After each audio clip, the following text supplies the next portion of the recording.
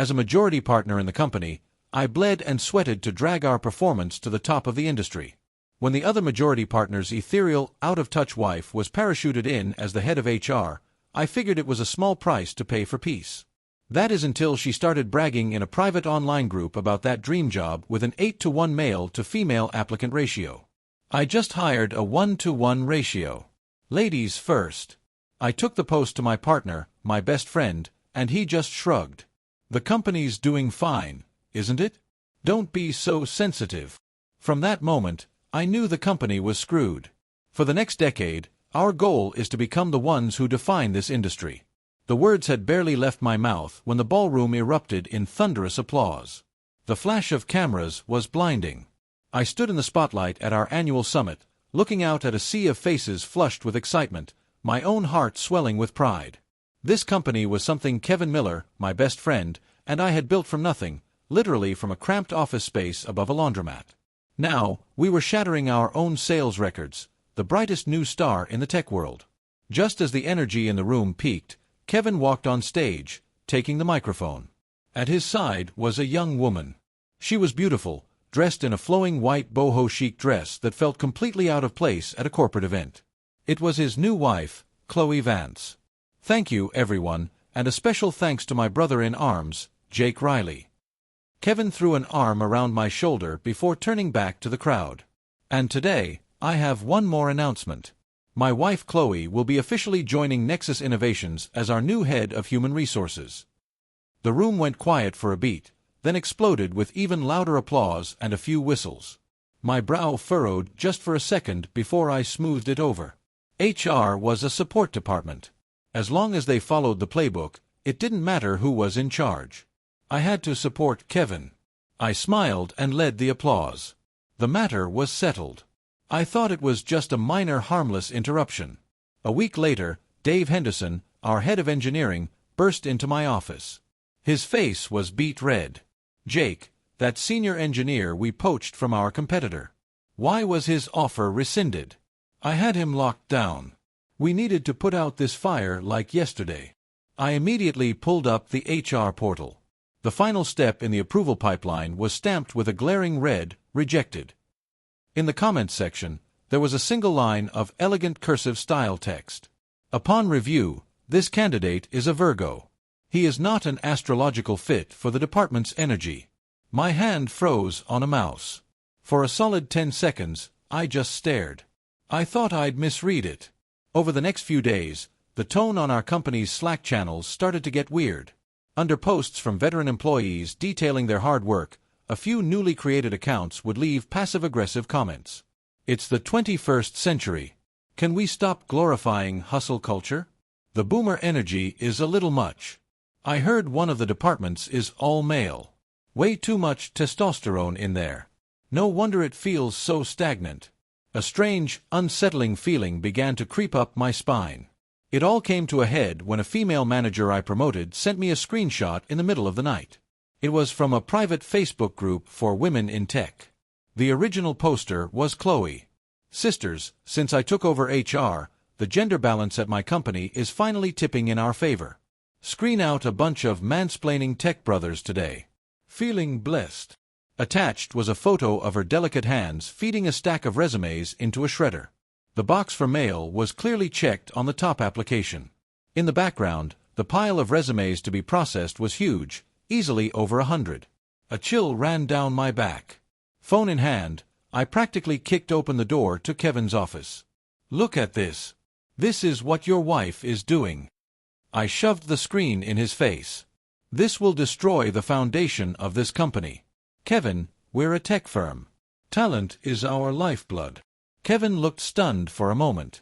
Then he took the phone from me and chuckled. He stood up and clapped me firmly on the shoulder. Jake, come on. You're making a mountain out of a molehill. He handed the phone back, his tone dismissive. Chloe's just trying to bring some new energy to the company, shake things up. Look how lively our Slack channels are now. The atmosphere is great, right? He saw the shock on my face and added, Don't be such a dinosaur. Dinosaur. The word stuck in my chest like a splinter. My warning, far from having any effect, seemed to become Chloe's new mandate. The next day, a company-wide email went out. The subject line was, "Embracing Diversity and Implementing Proactive Equity." The body was a long-winded tirade of buzzwords, but the core message was simple. To improve the ratio of female employees, hiring practices would now prioritize female candidates. The email was signed by Chloe Vance, head of human resources. Fairness, under a new definition, had become a joke. The marketing department was the first to experience the benefits. We had $1 million project with a notoriously difficult client, an old-school manufacturing tycoon from the Rust Belt. He was crude, told off-color jokes, and liked to do business over whiskey. Chloe personally interviewed and hired 3 recent art school graduates to handle the account. At the kickoff meeting, the client, true to form, made a slightly inappropriate joke. One of the new hires immediately threw her glass of water in his face. "You chauvinistic pig. Who do you think you are?" The project was dead on arrival. I was reviewing code with the engineering team when the news hit. I grabbed 2 of our senior marketing guys, and we were on the next flight to Cleveland. We apologized. We groveled. I drank so much whiskey with that man, I thought my stomach lining would give out. We spent 2 nights sleeping on the couches in the hotel lobby, getting turned away at every turn. Finally, I showed the tycoon the original design sketches for our very first product and told him the story of how we started. He listened, smoking one cigarette after another in silence for a long time. "Riley," he said at last, "I respect a man who's built something with his own 2 hands." He signed the contract. By the time I got back to the office, I was running on fumes. At the project post-mortem, I made only one comment. In marketing, the first things you have to learn are emotional regulation and professionalism. Before I'd even finished, the 3 new hires started tearing up. "Are you saying it's wrong to stand up for our own dignity? What century is this? That whole 'the customer is always right' thing is such a toxic patriarchal mindset. Shouldn't you be reflecting on the client's behavior? Jake, why are you blaming us, the victims?" Chloe sat beside them, gently patting their backs and handing them tissues. She looked at me with a hint of reproach as if I were the villain. I stared at the absurd scene, utterly speechless.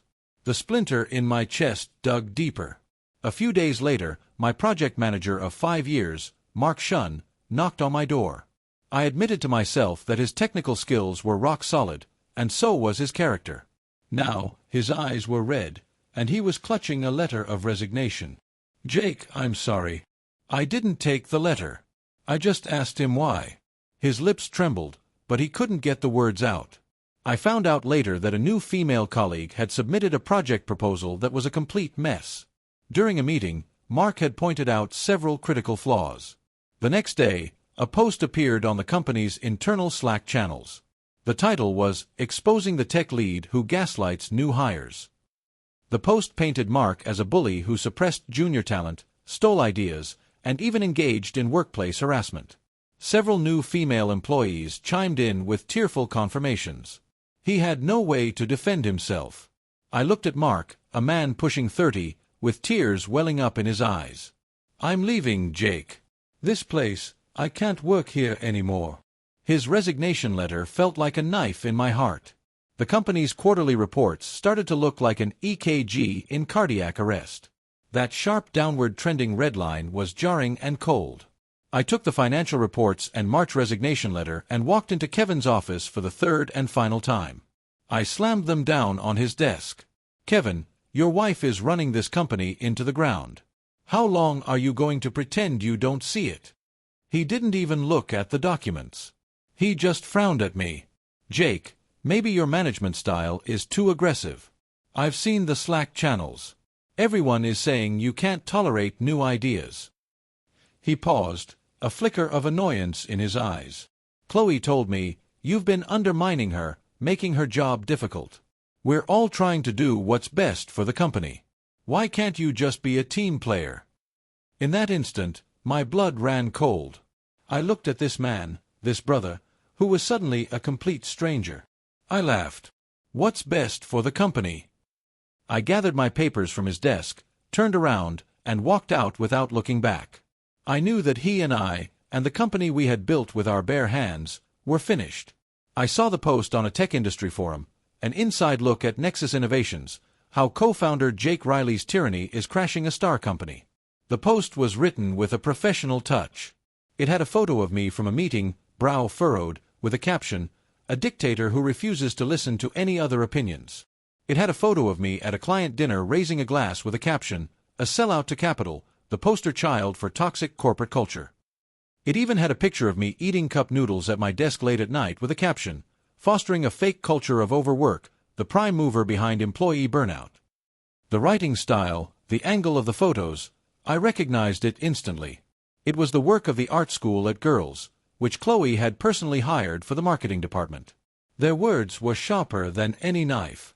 My phone started buzzing incessantly.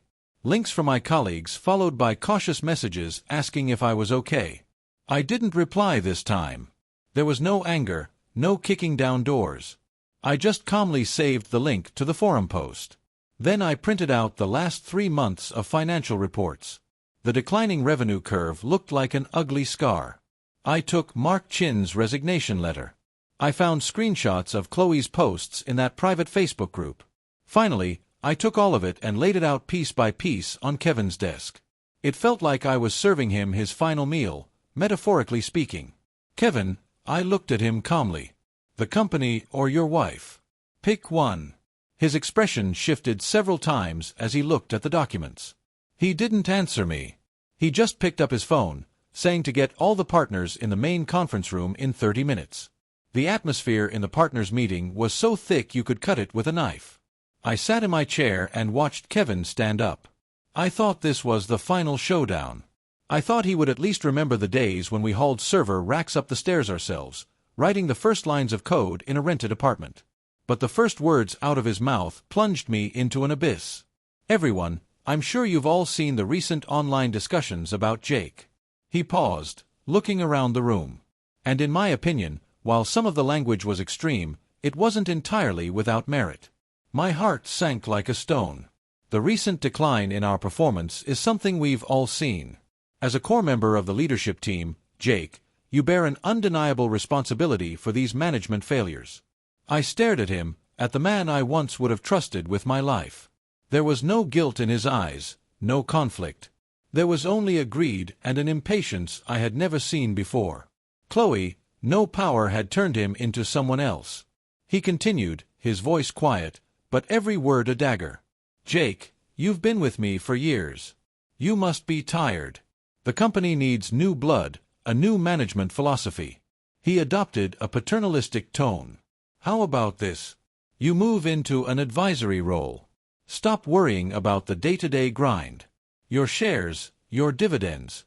You won't lose a dime. Just relax and enjoy being a wealthy man. Wouldn't that be nice?" The room was dead silent. All eyes were on me. I smiled. Not a bitter smile, not a cold one. It was a genuine smile born from the sheer mind-boggling absurdity of the situation. I looked at Kevin's "I'm doing this for your own good" face as if I were watching the comedy of the year. I slowly stood up and straightened my collar. "Okay," I said, "only one word." Kevin was visibly taken aback, clearly not expecting me to agree so easily. I looked him straight in the eye and said clearly and deliberately, "I'm done." The elation in his eyes was almost bursting through, though he tried to mask it with false concern. I scanned the room, my gaze finally landing back on Kevin. In that case, so as not to interfere with the company's new blood and new philosophy, I paused, watching his eyes light up, and then I dropped the bomb. "I've decided to sell my entire stake in the company."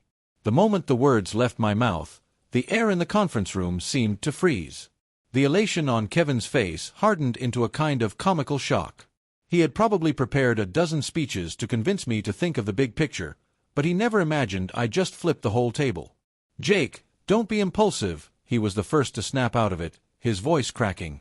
"The company's numbers are down right now. If you sell your shares at this moment, you'll take a massive loss. We're brothers. I can't let you do that." He looked heartbroken, a masterful performance, but I could clearly see beneath that sincere facade a flame of insatiable greed burning wildly. I just smiled, saying nothing, and I gathered my few documents from the table. He got anxious, rushing around the table and grabbing my hand. "Jake, let's talk this through. Don't throw a tantrum." I pulled my hand away and looked at him. "I'm not throwing a tantrum, Kevin. I'm tired. I just want a break." I picked up my coffee mug, ready to leave. At the door, I stopped and turned back. "For the sake of our friendship, I'll give you one last piece of advice." I looked at him, my tone placed as if I were discussing the weather. "Be careful your girls don't turn on you. A company isn't a fan club. It can't handle that kind of drama." His face darkened instantly. The annoyance of being seen through made him drop the act. "You know what, Jake? You're just petty. You've always looked down on women." He waved his hand dismissively. "Don't you worry, the company will be even better in my hands." Fine, just fine. The share transfer agreement was drawn up in record time. The price Kevin offered was a full 30% below market value. While he was feigning sympathy about the tough market, he was rushing the legal team, terrified I might change my mind. I stared at the thin stack of papers, but in my mind, I was running a different set of calculations. I picked up the pen, feigning hesitation. "Kevin, that new employment contract template Chloe submitted and that gender priority hiring plan. You really can't sign off on those." I gave them one last look as if making a final effort. "The clauses in there are playing with fire." His entire focus was on the pen in my hand and the agreement in front of him. He nodded dismissively. Yeah, I got it. I'll look at them."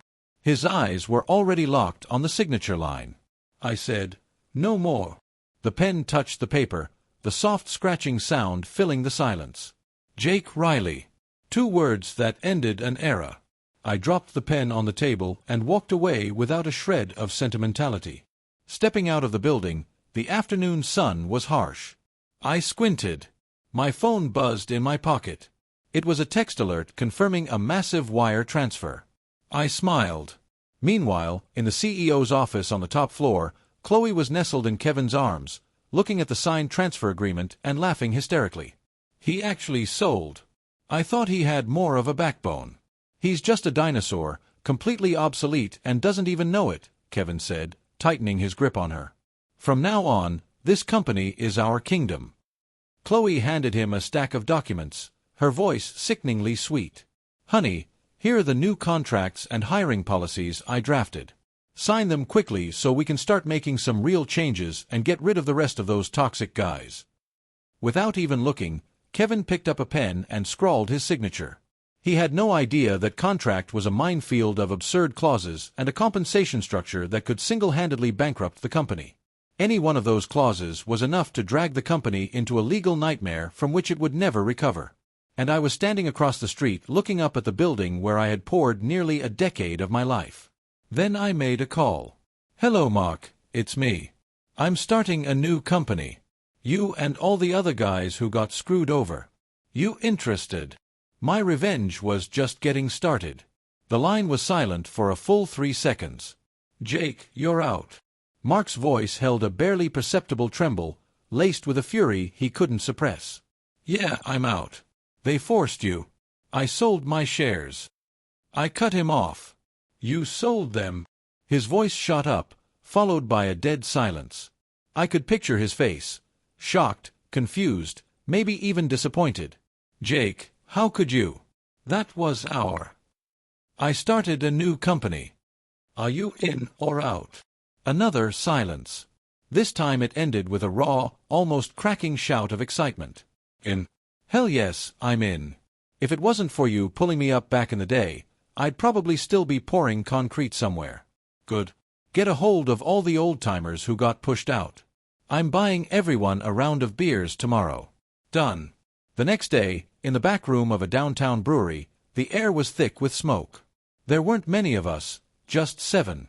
All of them were familiar faces forced out by Chloe for reasons like optimization, underperformance, or failure to embrace change. Mark Shun, our tech guru. Dave Henderson, our top engineer. Chris, our operations wizard. Every single one of them had been a key player. Now, they just stared at me, their eyes a mix of confusion, hope, and the dazed look of people who'd been pulled out of a dumpster. I didn't waste time with pleasantries. I tossed the registration documents for the new company and a copy of my share transfer agreement onto the center of the table.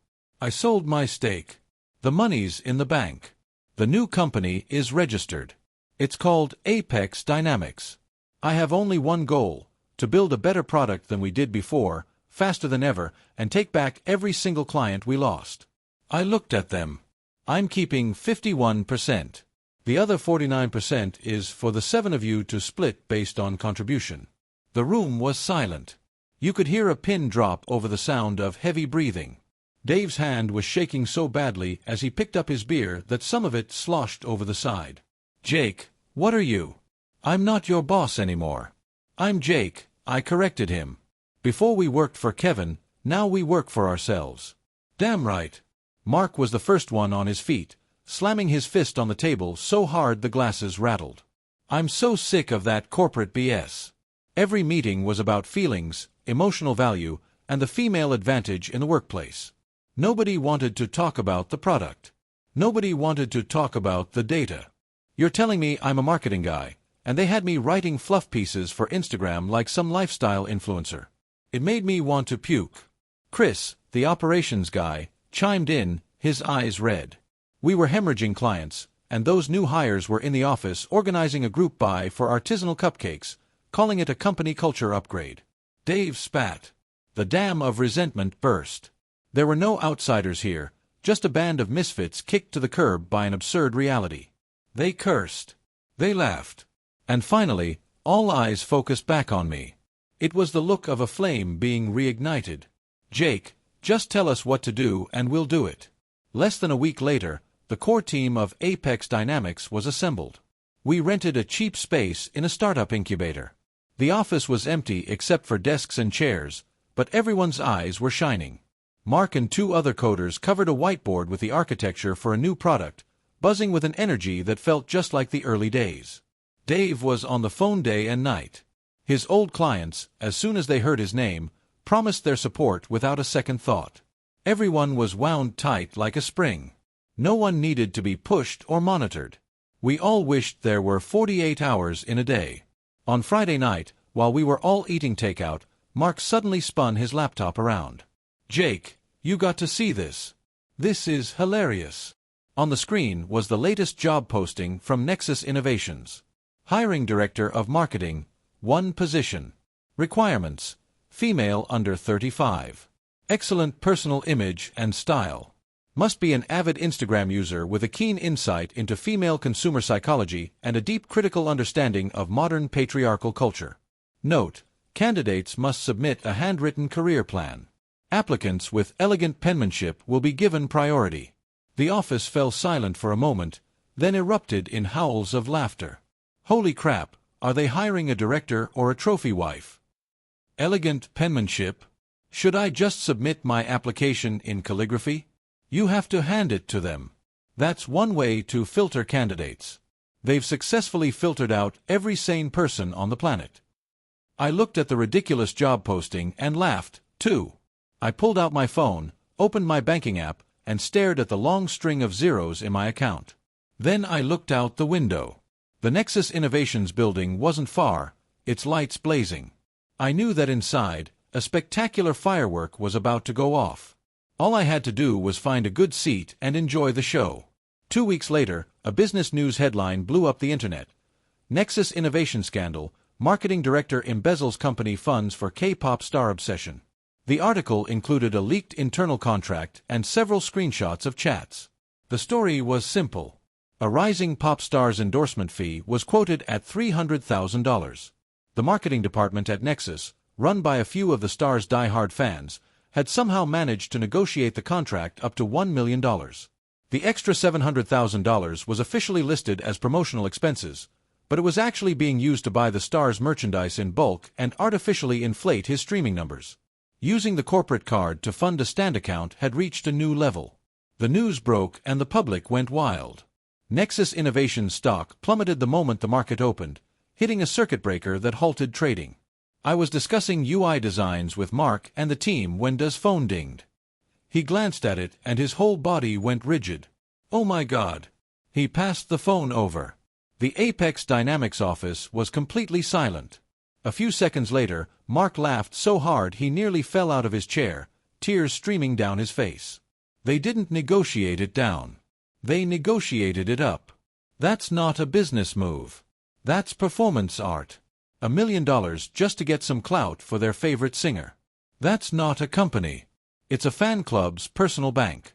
Chris from operations shook his head, still laughing. These women know how to spend money. I'll give them that. They just have no clue how to make it. All our pent-up frustration turned into pure, unadulterated ridicule. I looked at the news photo of a frantic Kevin being swarmed by reporters. I didn't laugh. I just thought that firework went off even faster and brighter than I expected. Just then, my phone began to vibrate violently. The name on the screen, Kevin. I walked over to the window and answered, "Jake." It was Kevin's voice on the other end, strained and warped with desperation. "Help me. The company is going under." I stayed silent, listening to his incoherent rambling. It was Chloe. It was all those lunatics she hired. They treated the company like their personal piggy bank. $1 million. That was our R&D budget. He had finally found someone to blame, his voice dripping with regret and denial. "Jake, we're brothers. You can't just watch me burn. Come back. The company is yours again. I'll give you back the shares now. I'll sign them all over to you." His voice coming through the receiver was gravelly and pathetic. I looked out the window. Our little office was shabby, but every person inside was burning with purpose. And that building, the one that once symbolized our shared dream, was now teetering on the edge of collapse. "Kevin," I finally spoke, my voice as calm as still water. "I took a look at your employee roster the other day." His pleading stopped cold. "How many people do you have left who can actually write code? Who's left that can go out there, meet with clients, and close a deal? Tell me the number of male employees you have left. Is it even 10%? With every question I asked, his breathing on the other end grew heavier. "So you tell me, if I came back, who would I be leading?" The laughter in the room died down. It was replaced by a complex feeling of relief mixed with grim satisfaction. They looked at me with something new in their eyes. Before, it had been the excitement of reunion and hope for the future. Now it was a deep, almost reverent respect. They finally understood that my warnings hadn't been hyperbole or some dinosaur ranting. I had simply foreseen the inevitable avalanche. And it's never the last snowflake that causes it. It's every single one that came before. The final fatal blow came silently, but it was more devastating than anything else. The next day, a press release from a law firm began circulating online. The client, Miss Chloe Vance, the message was brutally simple. Due to her husband, Kevin Miller's mismanagement of their company, the couple had developed irreconcilable differences regarding the future of the business, leading to a complete breakdown of their marriage. Ms. Vance had, as of yesterday, filed for divorce and requested an immediate freeze of all marital assets. The release ended with a meticulously crafted sentence. All decisions made by Miss Chloe Vance during her tenure at Nexus Innovations were executed with the signed authorization of the company's CEO, Mr. Kevin Miller, and were considered official corporate actions. She had washed her hands of the whole affair. FF Dave read it, tossed his phone on the table, and muttered, "Cold-blooded. Absolutely cold-blooded." Chris sighed.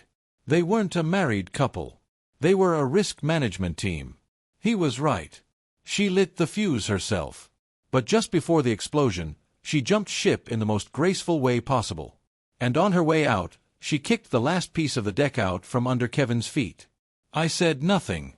I just deleted every news alert and stock tracker for Nexus Innovations from my phone. I stood up, walked to the whiteboard, and picked up the eraser. "All right, everyone.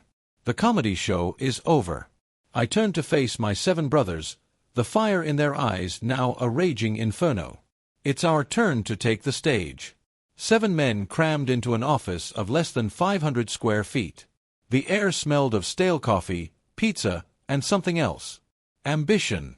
On the whiteboard, the product architecture diagram was now a dense web of lines and notes. Mark was in a heated debate with another programmer over the most efficient algorithm. Their faces flushed. Chris was on the phone with distributors, his voice growing hoarse from back-to-back calls. And Dave. Dave was still glued to the HR forum, our faithful war correspondent. His phone was our command center. New update. Dave shouts, "Silence the office." Every head snapped in his direction. Kevin's trying to welch on the deal. Dave held up his phone for everyone to see. It was the same anonymous HR manager. The latest CEO called an emergency meeting with all department heads. He ranted that the HR department went rogue and signed unequal treaties. He's declared all paid maternity leave contracts and special bonuses null and void.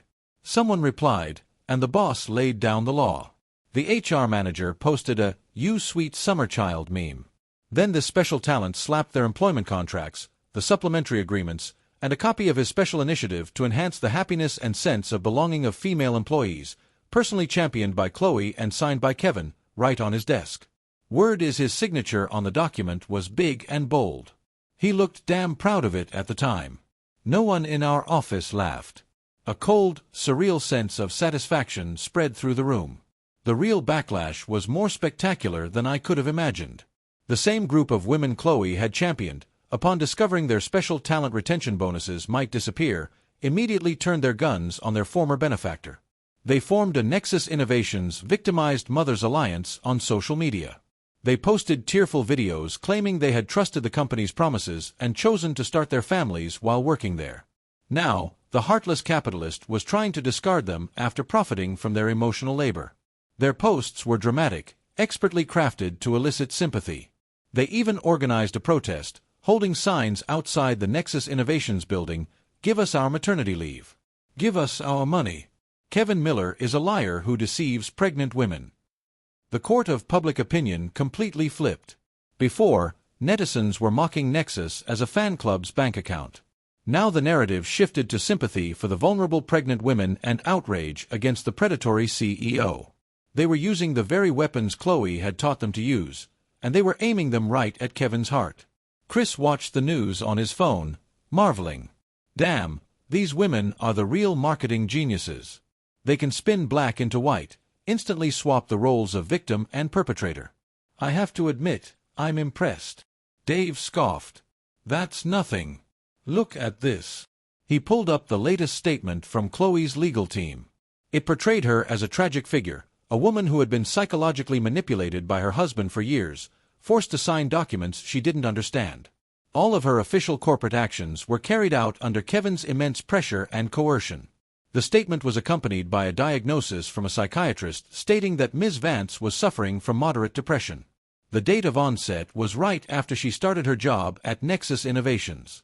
Mark buried his face in his arms, his shoulders shaking. I couldn't tell if he was laughing or trembling at the sheer madness of it all. What is she? What's her angle here? Chris asked, confused, painting herself as a victim too. What for? I walked to the whiteboard and picked up the eraser. I slowly wiped away every last note we had made about Nexus Innovations. What for? I turned to face them. She's sending a signal to those pregnant employees. Sue Kevin. Sue him for everything he's worth. When Kevin goes down and the company is liquidated as primary creditors, they'll get every penny they're owed.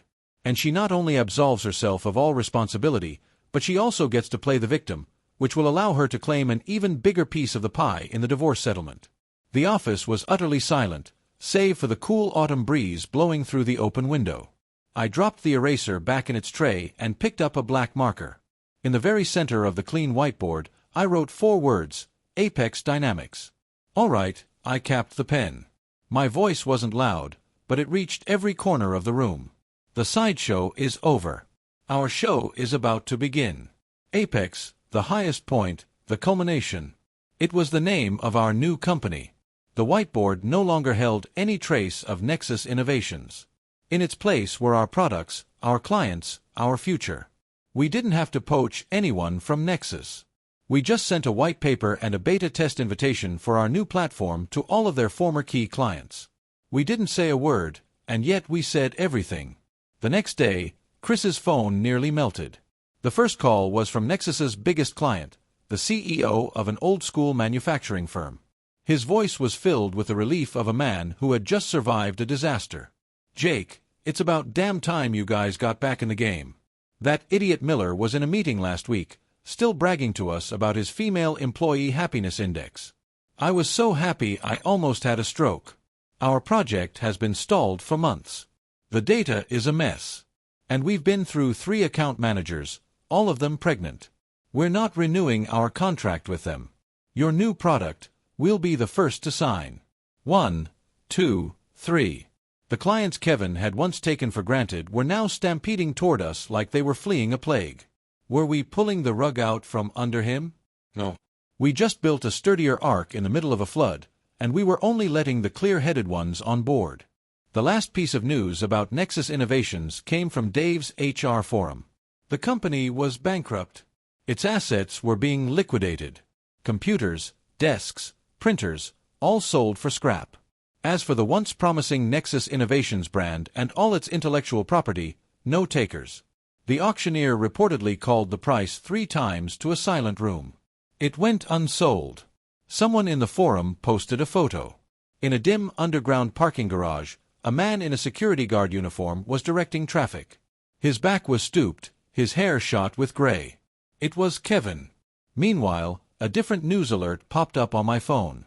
Chloe Vance, arm in arm with a balding older man, was smiling radiantly at a charity gala. The headline read, "Prominent investor and new wife announced launch of female entrepreneurship fund." See, the world is just that absurd. Some people fall into hell. Others cash in, wash their hands, and reinvent themselves as angels who help others. I turned off my phone. None of it mattered anymore. 2 years later, the opening bell of the stock exchange rang at precisely 9:30 a.m. on the massive electronic screen. Under the bright red words, Apex Dynamics, the numbers began to fly. Opening price, 30. 3 seconds later, 35. 10 seconds later, 45. Within a minute, it hit the ceiling for its first day of trading and stayed there. In our office, my 7 brothers stared at the screen, frozen as if they had been turned to stone. The silence was so complete you could hear a heartbeat until Mark, with a trembling hand, opened his brokerage account on his phone. He stared at the long string of zeros, rubbed his eyes, and looked again. Then this 6-foot-tall man from the Midwest, without any warning, started to cry. He wasn't alone. Behind Chris's glasses, a thick fog had formed.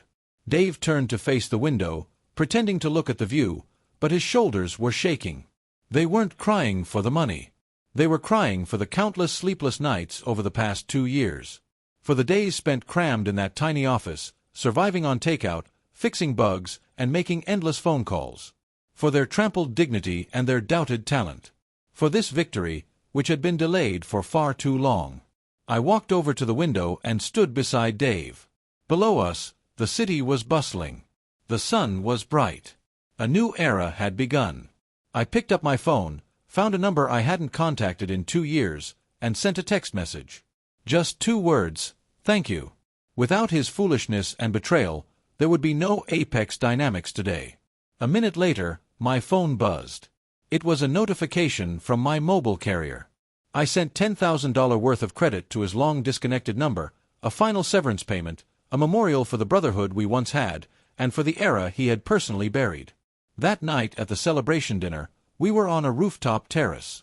The cool breeze swept past as the city lights twinkled like a galaxy below. Mark was drunk, clinging to my arm, his words slurring. "Jake, boss, I'm gonna buy a new car tomorrow. And then I'm driving home to get my parents. They're never living in that leaky old house again." Dave raised his glass, his eyes red.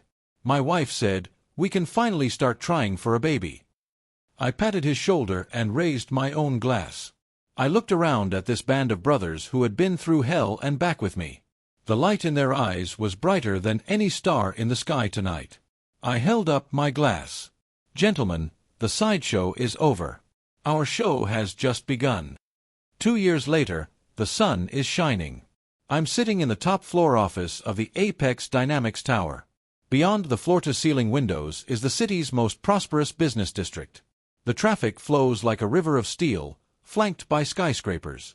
The empire I built is at my feet. The intercom on my desk buzzes. It's the front desk. "Mr. Riley, security says there's a Mr. Miller here to see you. He doesn't have an appointment." Miller. The name sounds like a relic from another century. I don't have to ask which one. I swivel my leather executive chair to face the window. My gaze travels past the buildings I once had to crane my neck to see, settling on the distant horizon. Tell security, my voice is calm, I'm not seeing anyone today. Yes, Mr. Riley. The line clicks off. The world is quiet again. I thought that would be the end of it. 5 minutes later, the intercom buzzes again. This time, it's the head of security, his voice hesitant. Mr. Riley, sorry to bother you. The man refuses to leave. He says he used to be your friend, your brother. He's begging you to come down and see him for old time's sake. Old time's sake. I pick up my coffee and take a sip. It's bitter then sweet.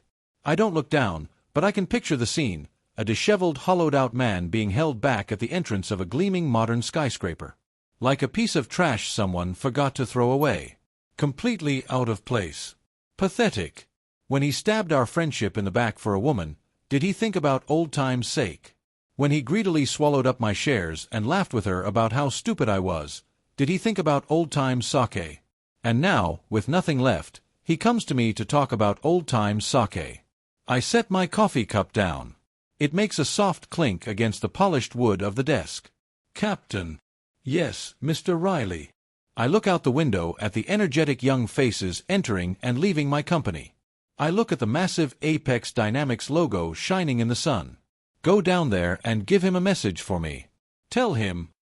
I pause, my words deliberate and clear. This company only hires the best person for the job. We don't care if they're a man or a